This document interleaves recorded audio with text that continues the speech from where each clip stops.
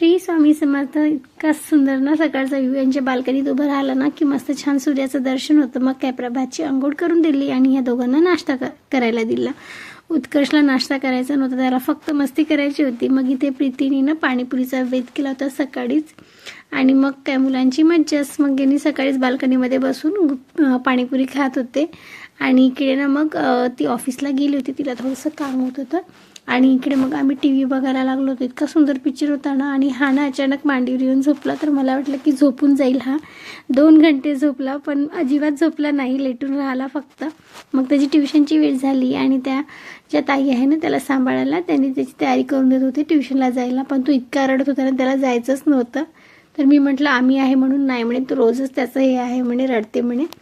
मग इकडे सायंकाळ झाली. मग मी खव्याच्या पोळ्या करायला घेतल्या होत्या. त्या ताईलाच सांगितलं होतं करायला, पण म्हटलं असू द्या मी करते, तुम्ही दुसरा स्वयंपाक करा. मग इकडे नंदन पण आली माझी आणि या दोघांची थोडीशी लुडबुड. आणि दुसऱ्या सकाळीच ना आम्ही निघालो भद्रावतीला, कारण की मग स्कूल पण चालू